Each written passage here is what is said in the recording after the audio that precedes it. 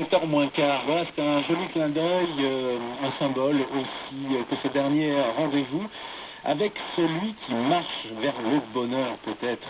C'est un superbe coffret signé Olivier Lemire. L'objectif pour lui, c'était de partir seul sur la route, marcher comme ça, en traversant des endroits évocateurs. Vous allez le constater. Bonjour Olivier Lemire. Bonjour. Alors d'abord, je vous disais, c'est une jolie métaphore que votre aventure. Il y a combien? Il y a six petits livrets comme ça, qui recense des endroits que vous avez traversés. Le premier, c'est de l'enfer et le paradis. Entre l'enfer et le paradis, c'est-à-dire que vous avez trouvé un endroit qui s'appelle l'enfer, quelque part en France. Oui, oui, c'est une marche que j'ai faite en 2008. Il y avait effectivement 12 lieux-dits dont le nom m'interpellait très fortement, comme l'enfer, le paradis, la vie, la mort, la haine. L'amour, c'est pas une plaisanterie, c'est vraiment Ça existe des endroits vraiment. qui existent. Mmh. Et donc j'ai relié tous ces lieux-dits à pied entre eux. Comment vous avez vu cette idée là de ce petit déclic là dont vous venez de nous parler? Je m'intéresse beaucoup à la géographie et au sens. Et donc, je trouve dans la marche, d'une part, et dans les lieux-dits français, qui sont sans fin, le nombre de toponymes en France est tout à fait incroyable, je trouve mon bonheur là-dedans. Vous trouvez votre bonheur.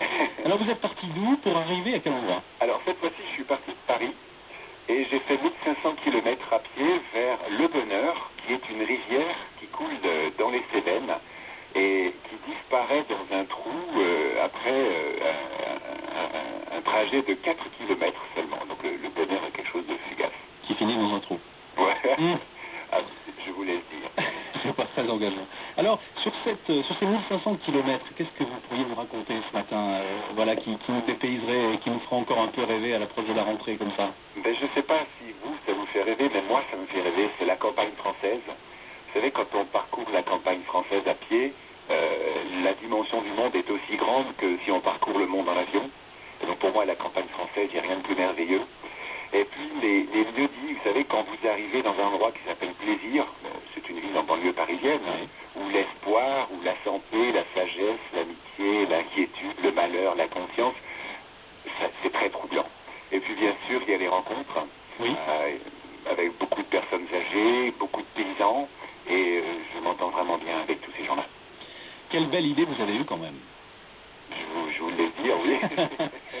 et ces souvenirs que vous avez, bon, vous l'avez dit, ce sont des rencontres, mais s'il y a un endroit là où vous devriez repartir sur ces différentes localités qui portent un nom évocateur, ce serait quel? Ce ne serait pas un endroit. Je pense que j'irai voir des gens. J'irai voir des gens. Je pense que la première chose que j'irai faire, c'est d'aller voir Willem. Willem, c'est quelqu'un qui habitait dans le sud-ouest, qui a arrêté sa voiture à côté de moi, qui m'a dit « Tu vas où ?»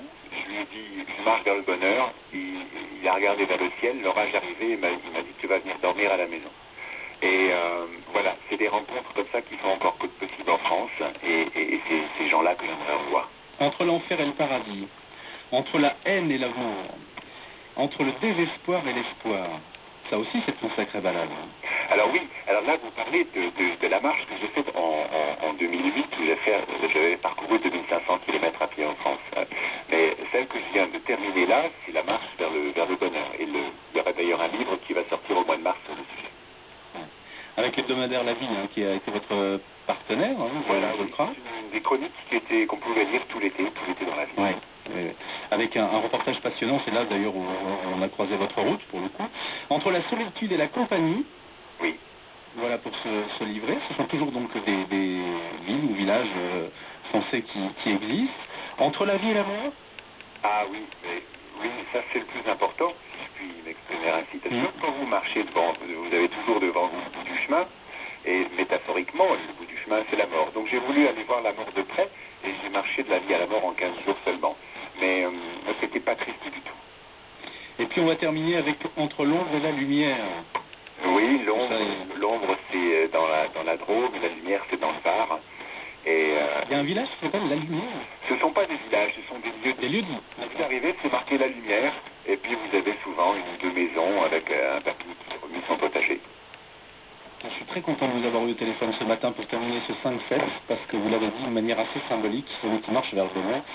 C'était un vrai plaisir de vous entendre et de vous entendre raconter cette histoire que l'on pourra retrouver donc dans ce coffret génialissime, le Cherche-Midi, avec tous ces lieux-dits, ces villages français que vous avez visités. Merci Olivier Lemire.